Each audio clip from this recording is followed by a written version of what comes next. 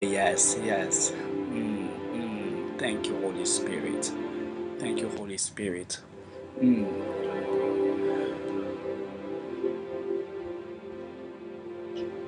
Nous allons passer à un moment merveilleux maintenant. Nous allons partager la parole. Et je suis le prophète évangéliste Eugène Ejiba. Et c'est moi qui suis en train de partager la parole ce soir. C'est ma voix, mais tout ce qui sortira aujourd'hui, c'est le Saint-Esprit. Nous sommes toujours dans notre séminaire où nous sommes en train de parler sur les œuvres des Nicolaïtes. Les œuvres des Nicolaïtes. Alors pour ceux qui sont en train d'écrire, nous sommes dans le livre d'Apocalypse. Apocalypse chapitre 2.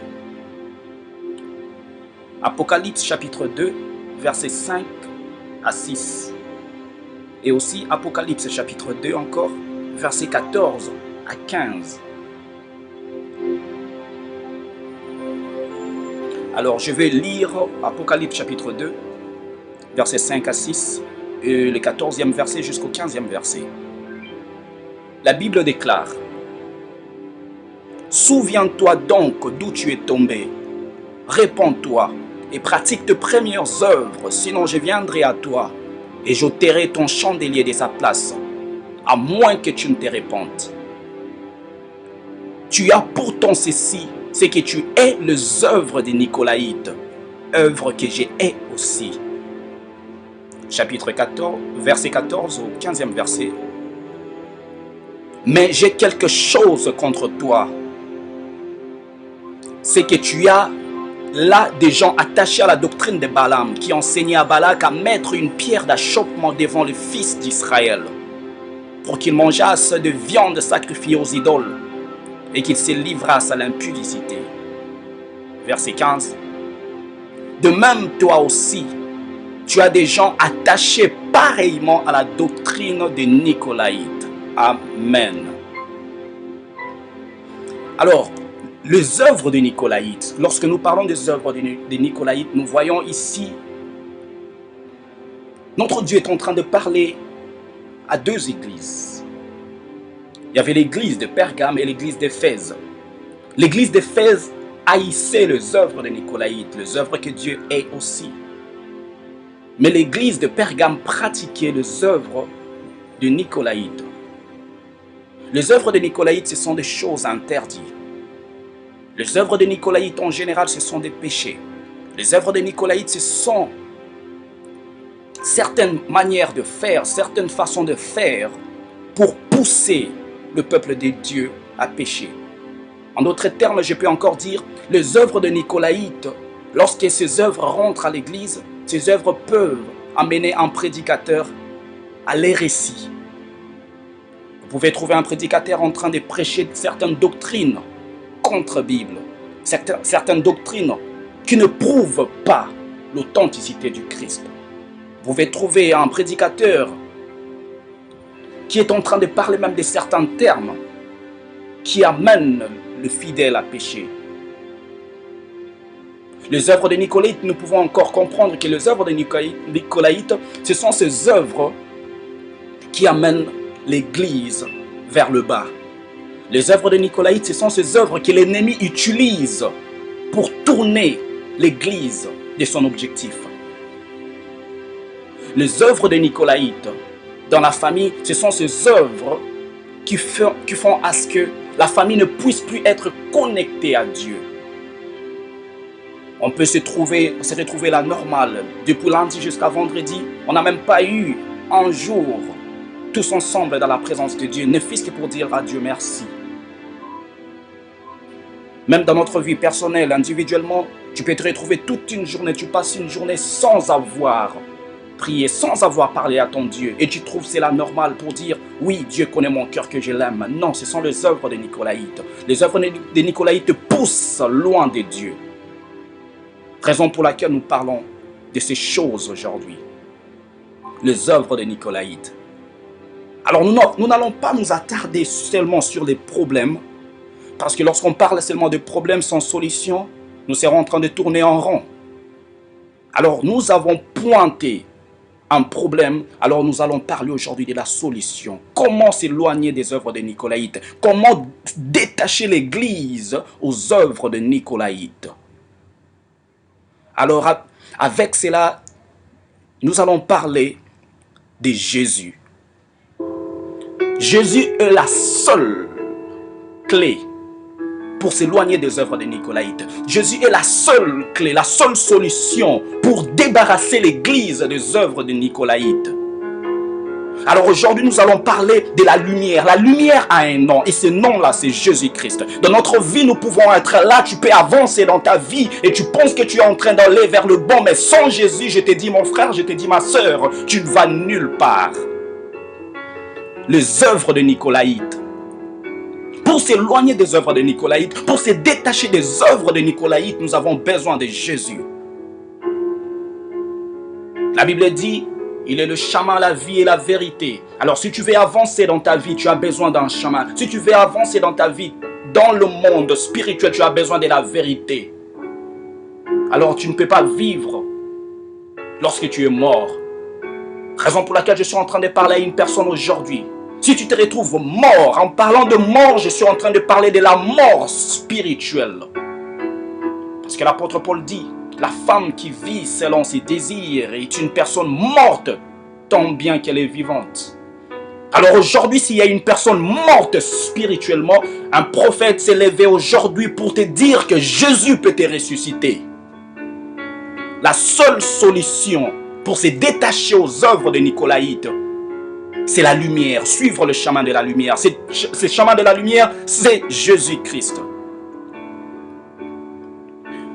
Alors aujourd'hui, nous sommes réunis ce jour à l'occasion de notre séminaire sur les œuvres de Nicolaïtes et nous allons parler de la solution. Comment se détacher des œuvres de Nicolaïtes?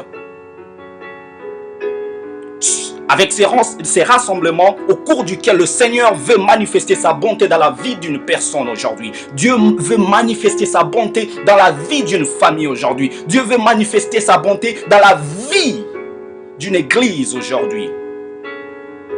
Nous parlons de la lumière. Avec la lumière qu'on amène de la lumière là où il y avait du ténèbre, on parle directement de la restauration. Alors je suis venu parler à une personne. Si dans ta vie il y avait quelque chose de ténébreuse, si dans ta vie il y avait certaines choses qui ne te faisaient pas avancer, Jésus est venu restaurer quelque chose aujourd'hui dans ta vie. Alors parlons de la restauration. Je vais juste définir la restauration. La restauration, c'est la réparation. La restauration, c'est le rétablissement. Quand on parle de la restauration, nous voyons le verbe qui sort de là, c'est restaurer. Le verbe est restaurer. Restaurer, c'est remettre en bon état. Restaurer, c'est réparer les forces. Restaurer, c'est remettre dans un état de référence. Alors, je suis venu parler à une personne que Jésus est venu ce soir pour restaurer ta vie. Là où il y avait des ténèbres, là où tu ne voyais plus clair dans ta vie, il n'y a qu'un seul homme dans ce monde, sur la terre comme au ciel. Et cet homme, c'est Jésus qui peut le faire. Il peut changer ta vie en un clin d'œil. Et je suis en train de parler à une personne directement pour dire, si ton voisin, pour recevoir, pour vivre la restauration, ton voisin a passé 2 ans, 3 ans, 4 ans, je suis venu te dire, aujourd'hui, tu n'as pas besoin de suivre juste son exemple pour dire, moi aussi ça prend dans 2 ans ou 3 ans. Je suis venu te dire que Jésus peut restaurer ta vie en un clin d'œil. Tu as juste besoin de la foi. Nous parlons de la restauration, nous parlons de la lumière. Cette lumière, c'est Jésus. La lumière, c'est tout ce qui sert à éclairer. La lumière, c'est le rayonnement de corps perçu par l'œil. Alors quand on parle de tout ce qui éclaire, pour nous chrétiens, nous parlons de l'esprit. Ce qui éclaire l'esprit. Ce qui éclaire l'esprit. Le savoir, la connaissance. Mettre en lumière, publier, révéler, faire connaître. Alors qui peut apporter de la connaissance dans ta vie? Quel est ce livre qui peut apporter de la connaissance, le savoir dans ta vie? Nous parlons de Jésus. Nous parlons de la Bible. Nous parlons de la Bible qui a comme centre, message centre, Christ. Alors je suis en train de parler à une personne ce soir que tu as besoin de Jésus pour vivre la restauration. Tu as besoin de Jésus pour vivre, pour avoir la lumière et éclairer ce monde.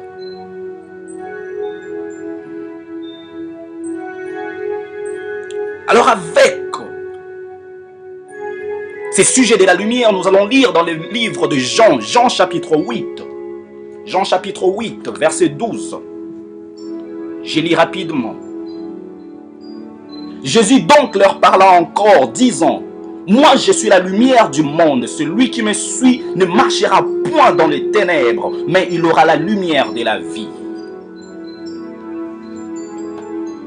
Alors ici nous comprenons que la lumière de la vie c'est Jésus-Christ. Celui qui est en train de marcher dans les ténèbres, il a juste besoin d'une chose, tu as besoin de la lumière. Quand tu te retrouves dans les ténèbres, tu ne peux pas penser à d'autre chose qu'à voir là où tu vas. Alors quand tu cherches à voir là où tu vas, tu as besoin d'un objet. Cet objet, c'est la lumière. Alors aujourd'hui, je suis en train de parler à une personne. Tu es dans ta vie où tu vois toujours les ténèbres. Tu es dans ta vie, tu penses que tes yeux sont fermés. Tu es dans ta vie, tu penses que c'est comme si tu es aveugle spirituellement. Tu as besoin de la lumière et cette lumière, c'est Jésus-Christ. C'est ce dont nous parlons ce soir. Alors avec la lecture que nous venons de lire, nous allons avoir 3 considérations. La première considération, c'est savoir qui est Jésus. La deuxième considération, c'est suivre Jésus. Et la troisième considération, c'est posséder la lumière de vie, qui est Jésus. Alors nous allons commencer par la première considération. Savoir qui est Jésus. Nous voyons Jésus dit lui-même, je suis la lumière. Donc, nous disons que la lumière dont nous voulons parler a un nom. Et ce nom, c'est Jésus-Christ. Quand nous considérons Christ, nous disons qu'il est incomparable. Je suis sûr que chacun d'entre nous au travail, chacun d'entre nous dans sa famille ou quoi que ce soit, tu peux avancer, on peut te comparer à ton frère, à ta soeur. Tu peux être au travail, on compare ta façon de faire avec ton coworker.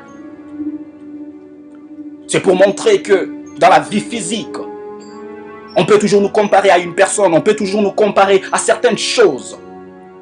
Certaines choses que tu pratiques peuvent être comparables à certaines choses que ton prochain pratique. C'est pour montrer que nous sommes tous humains. Dans certaines constitutions de certaines nations, nous voyons, on dit que tout humain est égal. Nous sommes tous égaux. Mais je suis venu parler à une personne que nous avons besoin de savoir. Cette personne qui est incomparable. Cette personne, c'est Jésus-Christ. Alors, quand tu reçois cette personne incomparable, toi aussi à ton tour, tu deviens incomparable. Tu peux arriver dans un travail, tu peux arriver à l'école, tu peux arriver à n'importe quel environnement. On ne pourra pas comparer ce que tu as à d'autres personnes à cause de ce que tu as dans ton intérieur. Raison pour laquelle nous avons besoin de savoir qui est Jésus. Jésus est incomparable. Jésus, lui qui n'a jamais fondé un parti politique, il n'a jamais été à la commande d'une armée, il n'a jamais acheté un building, il n'a jamais écrit un livre lui-même. Pourtant, il a attiré l'attention de quiconque qu'il a rencontré. Et il étonnait tout le monde. Alors je suis venu parler à une personne. Si tu es en train de chercher certaines choses, que des choses se stabilisent dans ta vie. Si tu es en train de chercher que tes finances se stabilisent. Si tu es en train de chercher que tes études se stabilisent. Si tu es en train de chercher que ta famille se stabilise. Tu as besoin de cette personne incomparable. Parce que lorsque tu amènes cette personne incomparable, lorsque tu amènes le nom de Jésus dans ta famille, aucun problème pourrait se comparer à toi. Aucune personne ne pourrait se comparer à toi à cause de ce nom de Jésus-Christ. Tu veux avancer, tu as besoin de cette lumière. Nous avons besoin de cette lumière qui nous apporte la connaissance. Pourquoi nous parlons de savoir qui est Jésus? Nous voyons dans l'Ancien Testament, on nous parle pour dire que mon peuple périt par manque de connaissance. Aujourd'hui, nous pouvons voir. Je marche dans ma vie chrétienne. Il y a des combats matin, midi, soir. Je dors, on m'attaque. Je me réveille, rien ne marche dans ma vie. Et je ne sais pas comment trouver une solution. Si je ne sais pas comment trouver une solution, c'est parce que je manque de connaissances. Le manque de connaissances n'est pas savoir. Alors lorsque tu connais la solution, lorsque tu connais comment faire, lorsque tu connais certaines formules pour trouver la solution, tu ne vas pas périr. Raison pour laquelle nous parlons de savoir qui est Jésus. Parce que lorsque tu sais qui est Jésus, tu seras une personne incomparable. Une personne incomparable comme ton maître. Ton maître, c'est qui? C'est Jésus. Alors, raison pour laquelle nous voyons dans certains problèmes, lorsque tu avances et tu prononces une parole, tu dis par le nom puissant de Jésus-Christ. Et tu as la foi, tu vas voir comment les choses vont changer. Nous avons besoin de savoir qui est Jésus. Jésus est incomparable. Aujourd'hui, dans le monde, nous avons des auteurs, des écrivains. Mais nous voyons ici avec Jésus depuis des siècles, il n'y a personne dont autant de livres commentent sur sa personne et ses actes comme Jésus-Christ. Je suis en train de parler à une personne que Jésus-Christ est incomparable. Alors dans ta vie, lorsque tu avances, rien ne marche. Quand les ténèbres règnent, les gens sont dans l'angoisse. Mais quand la lumière brille, c'est la joie de tout le monde. Alors pour trouver cette joie, pour retrouver cette joie, pour chercher et rechercher encore et trouver cette joie, tu as besoin de Jésus-Christ. Raison pour laquelle je parle à une personne de savoir qui est Jésus.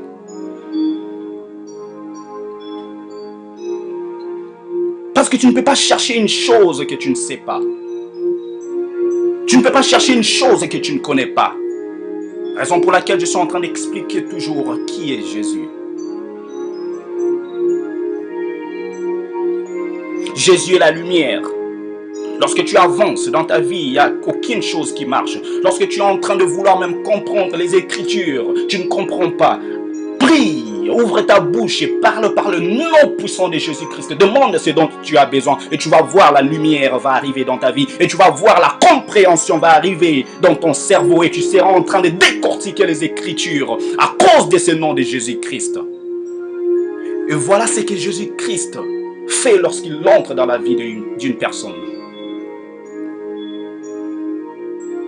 Aucun leader religieux, politique ou scientifique ou socioculturel n'a laissé l'impact comme Jésus au monde.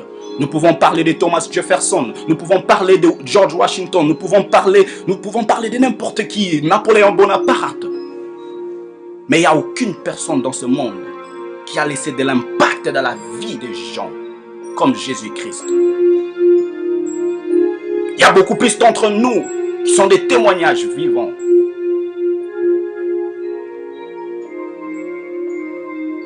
Tu es en train de vivre ta vie. Et il y avait certaines maladies qui étaient compliquées. Tu ne pouvais même pas dormir.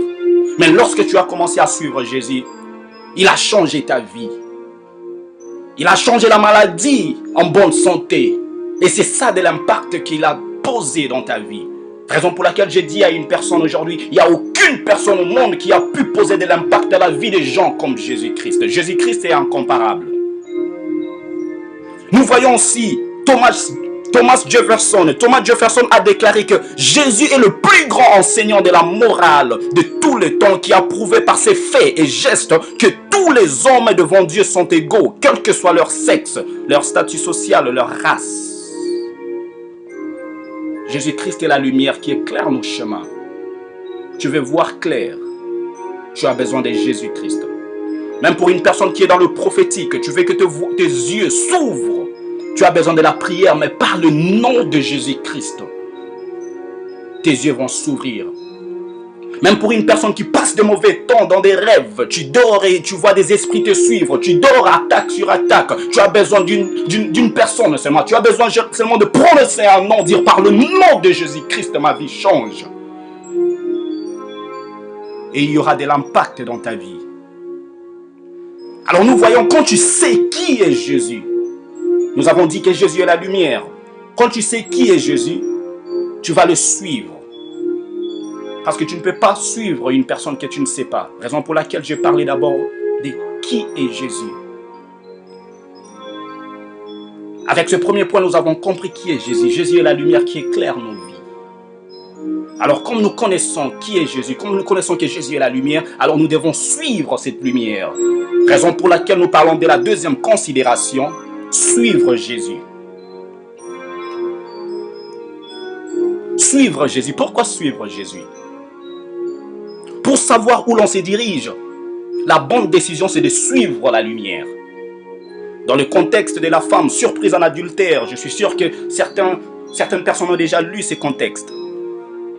Cette femme fut condamnée par tout le monde.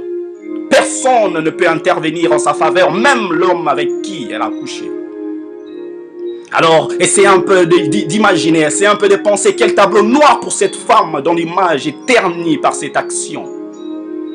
Cet acte a laissé des traces dans la vie de cette femme, pas d'estime de soi, accablée par l'esprit de culpabilité. Toi aussi, aujourd'hui comme cette femme, tu as des traces restées dans ton corps, dans ton esprit, des infections chroniques dans ton corps, des traces d'avortement dans ton corps et ton esprit. Aujourd'hui, tu es séparé de tes proches à cause de ce qui t'est arrivé au passé. Tes études, ton travail ont subi des dommages à cause des échecs. Tu n'as plus personne dans ton entourage. À cause des échecs, tu n'as plus personne qui peut encore être là pour te secourir, qui peut être là pour te dire comment ça va, t'appeler matin, midi, soir à cause de tes échecs. Toute personne ne veut plus de toi. À cause de ton manque d'argent, personne n'est plus dans ton entourage. Personne ne veut savoir de tes informations. Nous voyons aussi comme cette femme en présence du restaurateur voit son image être réparée. Alors je suis en train de parler à une personne, là où tu t'es senti isolé, là où tu t'es senti, c'est comme si le monde t'a laissé, tu as juste besoin d'un réparateur, et ce réparateur c'est Jésus-Christ. C'est la raison pour laquelle nous avons besoin de suivre Jésus. Je parle à une personne. Lorsque tu suis Jésus, lorsque Jésus te répare, même les gens qui ne t'aimaient plus, même les gens qui t'haïssaient, même les gens qui complotent contre toi, ils vont déposer leurs armes, leurs instruments pour commencer à se poser des questions. Mais qu'est-ce qui se passe dans la vie de cette personne? Non, ce n'est pas possible. Et nous voyons aujourd'hui dans le monde, vu que beaucoup de gens ignorent la puissance de Dieu, directement ils peuvent courir. Oui, cette personne a de la magie. Oui, cette personne a fait des fétiches. Oui, cette personne est devenue occultiste parce que sa vie ne peut pas changer en un clin d'œil. Mais nous oublions la puissance par le nom de Jésus-Christ qui peut changer la vie d'une personne. Il est écrit en aucun livre. En aucun livre, on peut trouver là où il est écrit que pour avancer dans la vie, tu as besoin de 2-3 jours pour que Jésus restaure ta vie. Non, il n'est pas écrit comme ça. Avec la puissance du nom de Jésus-Christ, quelque chose peut se passer dans ta vie. Avec la puissance par le nom de Jésus-Christ, en un clin d'œil, tu peux vivre la restauration. Tu peux être malade aujourd'hui. Tu peux souffrir de quelque chose. Je ne sais pas, tu peux avoir mal au dos. Je ne sais pas, tu as de sinusite. Je ne sais pas si tu as problème d'estomac. Ne pense pas à une personne qui avait aussi le même problème que toi, a passé 6 mois, 7 mois et puis après cela a été guéri. Non. Là, c'est son cas. Là, c'est sa situation. Mais pour ton propre cas, parle à Jésus. Il peut changer tes problèmes en solution à l'instant même.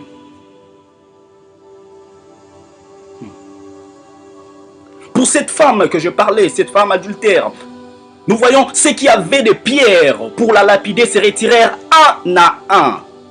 À commencer par le plus âgé jusqu'au dernier. De la même façon, je suis en train de parler aujourd'hui pour ta vie en tant que prophète. Toute personne qui s'est élevée contre toi, ils seront en train de se retirer loin de toi par le nom puissant de Jésus-Christ. Comme il est écrit dans la Bible, toute arme forgée contre toi sera sans effet. Alors maintenant, je parle à une personne. Tu es en train de passer des moments difficiles. Tu es en train de passer des moments où rien ne semble marcher. Tu as besoin de parler par le nom de Jésus-Christ. Et tu seras restauré. Lorsque tu suis la lumière, lorsque tu suis cette personne de Jésus, tu vas le posséder dans ta vie. Raison pour laquelle la dernière considération dont nous allons parler ce soir, c'est posséder la lumière de la vie. Jésus-Christ est la lumière. Quiconque suit Jésus devient comme Jésus. Quiconque sait qui est Jésus reçoit aussi les choses de Jésus. Nous voyons dans Jean 8, 12 où il est écrit, Jésus dit que je suis la lumière du monde. Jésus est la lumière du monde. Alors lorsque tu suis Jésus, tu vas devenir aussi toi-même la lumière. Nous voyons ici dans le livre de Matthieu, chapitre 5, où il est écrit, vous êtes la lumière du monde. Vous êtes la lumière du monde. Alors tu ne peux pas devenir une lumière sans suivre la lumière. Tu ne peux pas devenir une lumière sans avoir la lumière en toi. Je parle dans le domaine de l'esprit. Si tu n'as pas Jésus en toi, tu n'as pas la lumière. Tu as le ténèbre en toi. Tu veux avancer, tu veux éclairer le monde, tu veux changer des situations dans ta famille, tu veux changer des situations dans ton entourage, tu as besoin de la lumière. Et la lumière ne doit pas être juste dans ton parler. Tu ne peux pas parler pour dire que j'ai la lumière. Laisse que la lumière reflète de toi. C'est reflète. Posséder la lumière. Celui qui connaît Jésus doit aussi accepter de le suivre. La lumière qui transmet les magiciens est une lumière de la mort. Mais la lumière qui transmet Jésus, c'est une lumière de la vie. Alors, raison pour laquelle nous voyons, lorsque tu suis Jésus, tu reçois la vie éternelle. Mais lorsque tu suis les magiciens, des occultistes, ils te donnent juste une courte vie. Et avec ça, je vais donner juste un exemple. Je me rappelle, dans mon pays, au Congo, il y a un magicien dans la province du Bas-Congo qui s'appelait Courte Joie. Et ça m'étonnait comment les gens partaient chez ce magicien. D'abord, son nom, c'est Courte Joie. Tu vas chez une personne qui s'appelle Courte Joie, il va te donner des richesses, mais c'est court ce qu'il va te donner. Ce que j'ai apprécié sur le nom de cette personne est que Dieu révélait déjà aux gens ce que cette personne l'a représenté. C'est pour dire, celui qui va vers le magicien a une courte joie, a une courte vie. Celui qui va chez le magicien ne va rien recevoir qui peut rester éternellement. Mais celui qui suit Jésus, même si quelque chose dure, même si tu es en train de demander que ta situation change, c'est en train de durer, persiste, persévère. Et après un temps, lorsque les choses vont se décompter, lorsque tes choses vont trouver la lumière, tu verras comment tu vas vivre éternellement. Le diable est un menteur. Il peut te donner aujourd'hui à gauche et il va recevoir à droite. Il va les retirer. Mais lorsque tu suis Jésus, il te donne, il te montre tout ce qu'il a. Il t'accepte tel que tu es. Et il change ta vie. À cause de la présence de Christ dans nos vies, nous possédons la lumière de la vie à venir et de la vie présente. Alors tu es en train de vivre aujourd'hui. Tu penses à ton futur. Tu as besoin de la lumière. Parce que nous voyons même avec l'œil physique, lorsque tu allumes une torche, la torche ne va pas seulement te montrer ce qui se trouve juste à la ligne où tu te trouves. La torche te montre aussi vers l'avant, si tu le projettes vers l'avant. Alors je parle à une personne, tu as Jésus en toi. Pose tes regards vers le futur et Jésus va te montrer le chemin.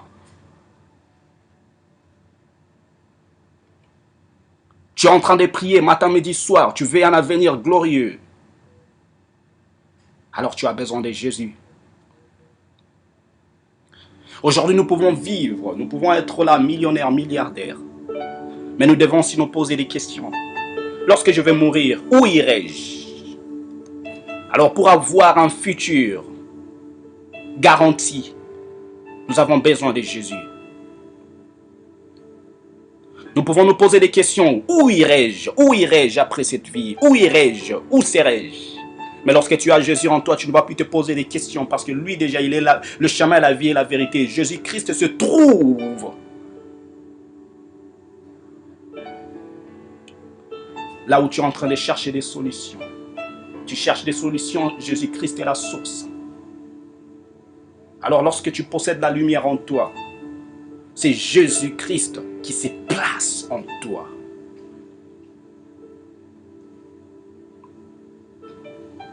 Nous voyons la lumière a un nom. Et ce nom, c'est Jésus-Christ. Suivons Jésus. Et nous ne marcherons pas dans les ténèbres. Avec la lumière que nous donne Jésus-Christ, nous allons chasser le ténèbre dans nos vies. La confusion doit partir de nos foyers. Ces jours, le restaurateur va réparer des vies désorientées par Satan.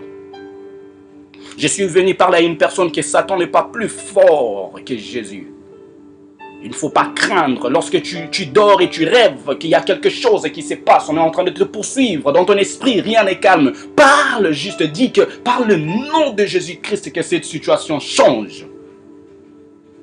Et les ténèbres vont se transformer en lumière. Nous avons juste besoin de savoir, être conscient que Jésus peut tout. Et tu verras ce qui va se passer dans ta vie. Jésus-Christ est capable de rétablir notre dignité. Jésus-Christ, il est capable de faire beaucoup plus de choses dans nos vies. Suivons-le, acceptons-le et avançons avec lui. Nous verrons comment les choses vont se passer dans nos vies. Jésus-Christ remet notre état normal. Il nous remet à l'état normal, l'état que nous avions perdu au passé. Il est la seule personne qui peut le remettre à la normale. Jésus-Christ est un état de référence. Jésus-Christ est notre image. Alors si nous le suivons, si nous suivons Jésus-Christ, nous allons voir comment les choses vont balancer dans notre vie. Nous allons voir comment les choses vont se passer dans nos familles. Que Dieu bénisse sa parole.